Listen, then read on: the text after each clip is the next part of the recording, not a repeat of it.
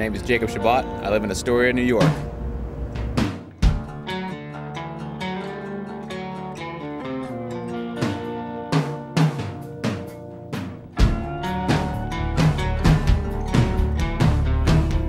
So this is my studio.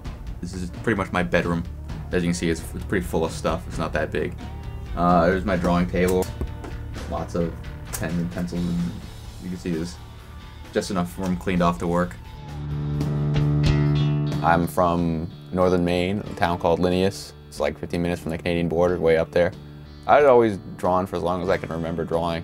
I got into comics because of my uncle. He'd always like collected comics and stuff, and like when I was a kid, he'd give me like Spider-Man comics. One time he was just up and visiting, he said he was going to go down to the comic book shop, so I just went with him and picked up an issue of Superman and Mad Balls.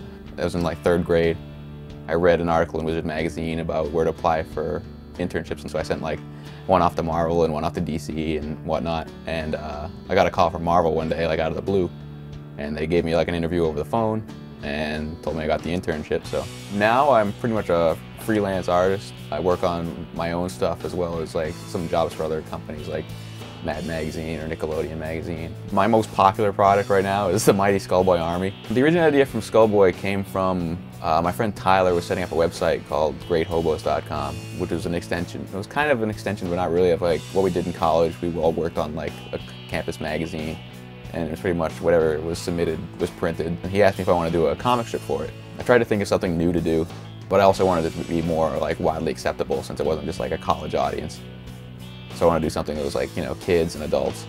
And so I just started brainstorming ideas and drawing things that I like to draw. So I'd drawn like robots and monkeys and this little skull-faced kid and this flying dog, and you know, there's a lot of like little cartoon things like that. And I was trying to come up with a concept for a strip, and then my roommates at the time suggested that I just throw them all into one strip.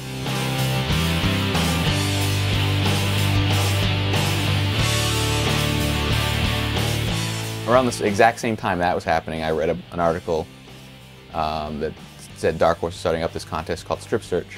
People would submit like 8-page comics, which, you know, my comic happened to fit into exactly that I had already drawn. Every week they'd pick one they liked and put it online, and at the end of the month, visitors to the site would vote on which one was their favorite. And at the end of the year, the 9 monthly winners would like be voted on for the main yearly winner. I won the monthly contest, but I didn't win the yearly contest. But I did get published in the strips. They did an anthology, a strip search anthology. That was better than money as far as I was concerned. Like, to help promote the contest, I made up like little mini comics and passed them around at conventions and put them in like some stores around the city and stuff. My biggest advice to get into comics is just to start doing it. Like, I think my biggest leap of success is when I started doing the little mini comics and distributing at conventions and stuff on my own. I mean, there's no distributor there, there's no printer, it's just me and a photocopier and a stapler. You know, after a while, people just catch on. I get a lot of repeat customers, you know. People start reviewing the stuff online and getting the word out. BeetleBugComics.com is my website. Almost all my comics are online, so you know, anyone can read them anyway without paying any money.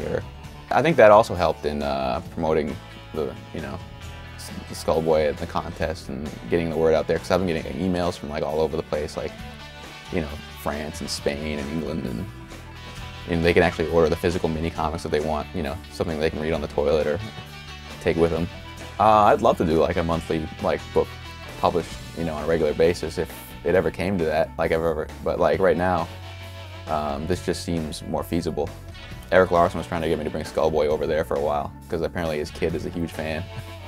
I'd already done this stuff with Dark Horse, so I decided to stick with them. I don't know if that's been a good idea or not. Like, every time I see Eric Larson at conventions, he's like, oh, if you'd come to Image, we would have had like 5 books out already. When I was like in high school, I really liked Art Adams a lot. He had that cartoony style that I just really dug, a lot like animation. Later on, I got into like Dave Sim, who does Cerebus. But lately, I've been getting into like Akira Toriyama, who does Dragon Ball. Kind of a big influence to the whole Skullboy like train of thought, kids and adults, and you know, kind of simple drawings. These days, I really like a lot of stuff's coming out of Image. Like I said, like Invincible's really good, Walking Dead's really good. Savage Dragon has always been one of my favorite comics. One of the most inspiring things that I had when I was a kid was he wrote this essay in like the first issue of Savage Dragon, I think.